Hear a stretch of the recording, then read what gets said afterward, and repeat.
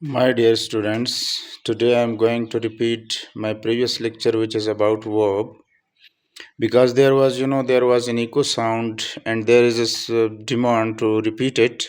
So today I am going to repeat my previous class that was which was about verb. So we are discussing from word. I have already discussed alphabets, then syllable, and now then word. So what is word? The basic and major class is word. What is word? Word must have three characteristics. One is called syntax, another is called phonetics, third is called semantic. This is important characteristics within word, meaning which word must have semantic qualities, it must contain syntactic qualities, it must contain phonetic qualities. Now the question is, what is syntax? It deals with morphology. Morphology, the function of word in a sentence is called morphology. So morphologically, we can say that word has syntax, and syntax is grammatical function of word in a sentence. Grammatical function of word in a sentence. For example, we are using a word in a sentence. What will be the function of this word in a sentence? Whether this word is a subject of a sentence, this word is an object of a sentence, this word is verb in a sentence, it is an article, it is preposition. So what, from which class it is related, from which grammatical class it is related, this is called syntax. Another thing is semantic. Semantic, for the purpose of understanding, both syntax and semantic, they are for understanding. Semantic means the meaning of word in a sentence. That deals with vocabulary. So we must have a vocabulary because the basic purpose of language is for communication.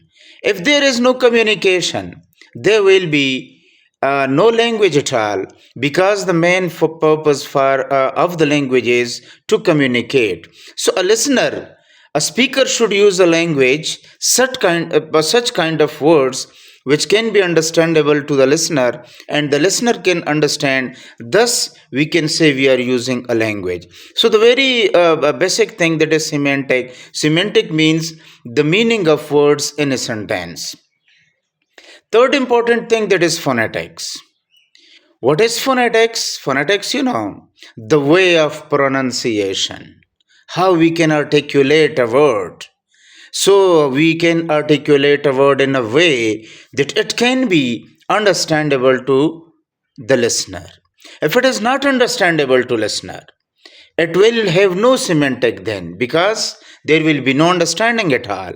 May it have syntax, but syntax is second for understanding. The very first thing for understanding is semantic. If he is unable to understand a word, so how we will detect about the semantic of this word? So it will not be understandable. The purpose of language, which we can say that it is for the sake of communication, that will not be fulfilled. So semantic is important, phonetics is important, and syntax is important.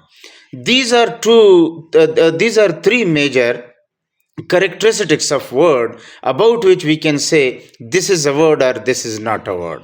For example, I will give on you a clue for understanding that we are using a word bank. For example, bank, bank. So that is it contains phonological approach. We can understand the meaning as well and grammatical function as well. That bank is a noun. Bank is an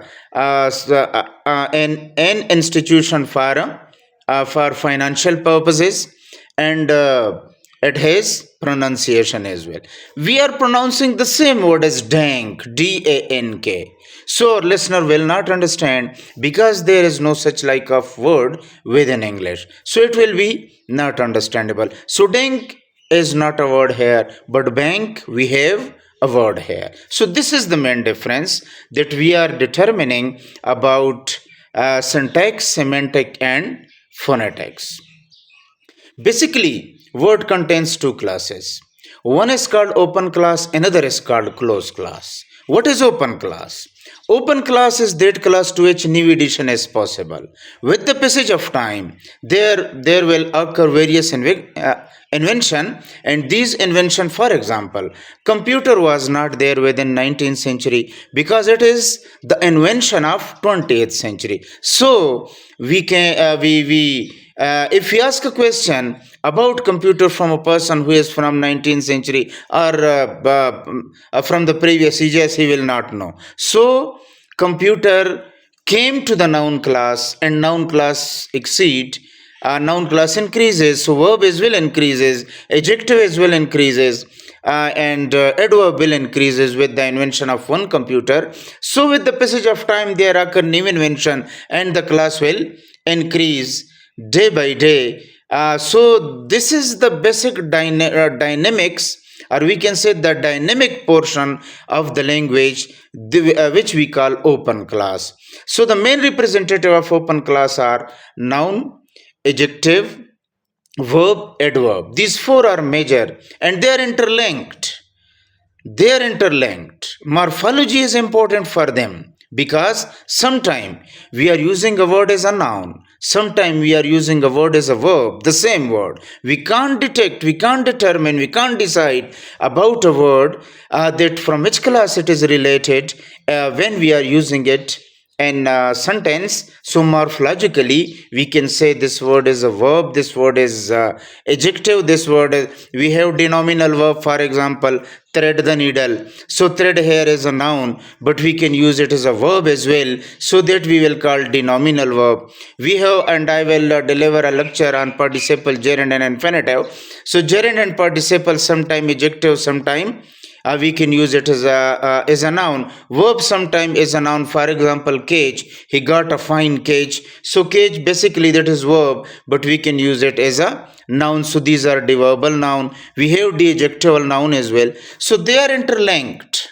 Therefore, the knowledge of morphology, that is very important to determine, to know, because if we are unable to know about morphology, we will not detect the proper class or syntactic position of a word in a sentence, especially of the open class.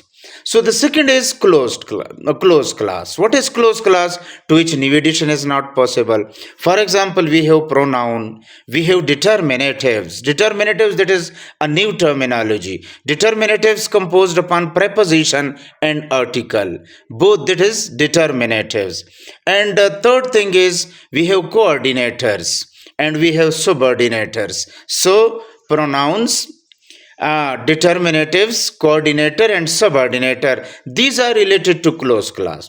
For example, I am giving you an example of personal pronoun. Personal pronoun, they are seven in number. We have I, we, you, he, she, it, and they. So they are seven in number. We can't decrease their number and we can't increase their number, and they are not interlinked. If we are using pronoun, that will be pronoun. We can't say that here pronoun become a noun, or we can say pronoun become a preposition. If it is pronoun, it will be pronoun. It is not interlinked. So morphology is not needed for closed class. Morphology is not needed. So now we are coming towards the major representative of open class, that is verb. What is verb? Verb has been derived from an Italian word verbum. verbum, verbum. So verbum means a word. So it is an important word in a sentence. Why it is so that it is an important word in a sentence? Because noun is here, subject is here, object is here. When we are dividing a sentence in parts, we say that we have two parts of a sentence. One is called subject, another is called predicate.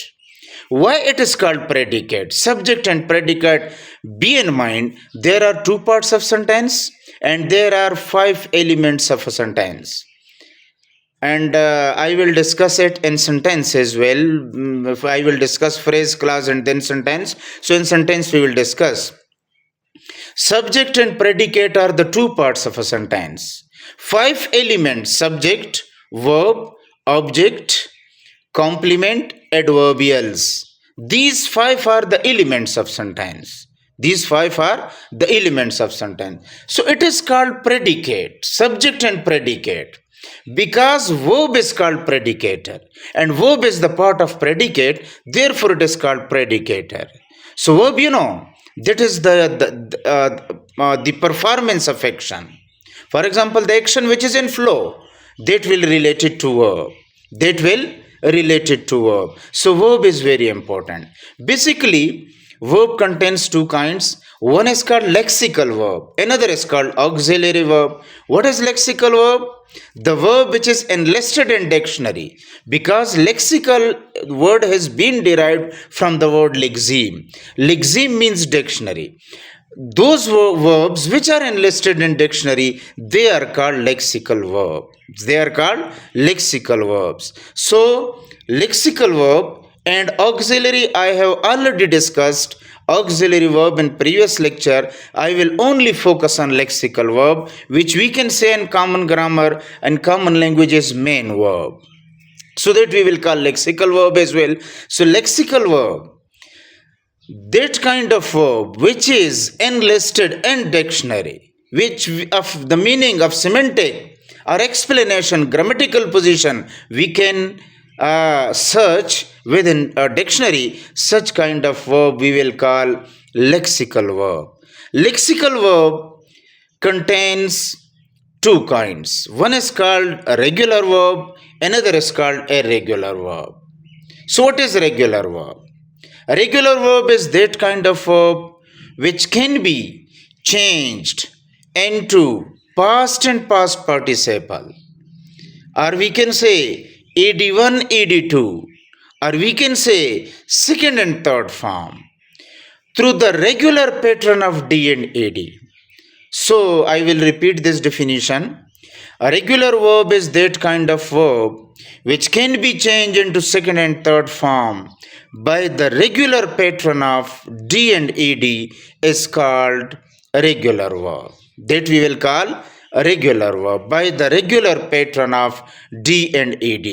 Such kind of verb we will call a regular verb.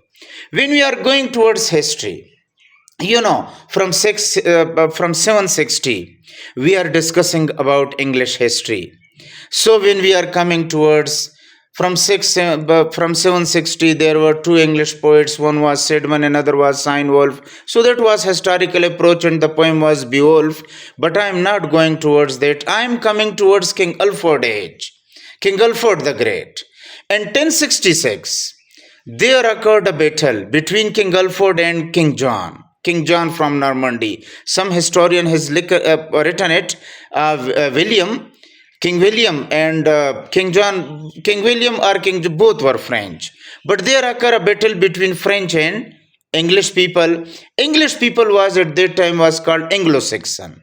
They were called Anglo-Saxon. English was as well called Anglo-Saxon.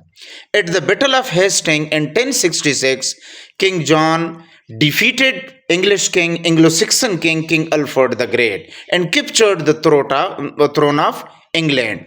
So he started to make reforms, and the one basic reform was English is abolished, or we can say at that time that was Anglo-Saxon. Anglo-Saxon was abolished.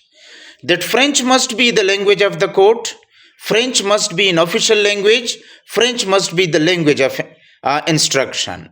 French must be the language of instruction. So French was the language of instruction, French was the language of the court, and French was the language of the offices as well. If you are going to write something, you will write in French. So that government, that reign, that I can say that government was carried out up to 1485.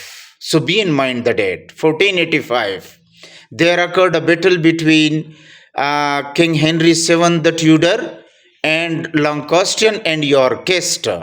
Yorkist, they were the descendant or the generation of King John. Lancastrian, they were Anglo-Saxon actually. They were actual English. and their generation was Tudor, their family was Tudor. So they were Tudor. King Henry VII and James first, they started to they have a battle, and here within this battle, James first was beheaded. James first was beheaded, and King Henry VII in 1487 captured the throne of England, which was the actual. He was an Englishman. He was an Anglo-Saxon. But before this, so the French dynasty stopped here, came to an end here. So French dynasty was from 1066 up to 1485. So during that age, English was abolished. English was totally recessive. French was dominant. French was dominant here. So Geoffrey Chaucer came in 1340 and he started to search about English words. So a lot of words were abolished, but he found various words which were considered as the regular words of Anglo-Saxon. Among them, verbs were considered as a regular verb. So that is to some extent a historical approach related to regular verb. So regular verb are those verbs which are the original words of Anglo-Saxon. Original words of Anglo-Saxon. Those verbs, they are called a regular verb. So what is irregular verb? Irregular verb are those which can't be changed into second and third form by the regular pattern of D and AD. For example, go and gone, buy, bought, etc., cut, etc., put. All these are irregular verb. I'm specially stressing on cut and put for the purpose to, if you say that we can't change it, so they all are irregular. So be in mind, irregular verbs are not the original words of Anglo-Saxon. They are borrowed word from French, either from other language. So that is another knowledge, we can say etymology. We can discuss in some time. But a regular verb are those verbs which are not the original words of Anglo-Saxon. Later on it was called English, we can say, which is not the original words of English, but they are borrowed from some other languages. So these are irregular verbs. So we have two kinds of verb. One is called regular verb, another is called irregular verb. So be in mind about these things. And later transitive and transitive I have already discussed. So verb can be defined, and I have already defined as well, but I will define as that verb has been derived from the word verbum. It contains two kind, regular and irregular verb. And verb is has been defined at number one, it is the part of predicate. Number two, it will show some action, process, and event. Number third, it will have inflection. So verb contain four inflection: S or yes inflection, D and AD inflection, ING inflection. So these five or four inflection will be there. If we are detecting separately, they will be five. We consider it four or five. So verb will contain those five inflection: SRES inflection, ING inflection, AD1 and AD2. So these will be inflection. So inflection will be there. It will show some action, process, and event, and it will be the part of predicate. So thank you very much.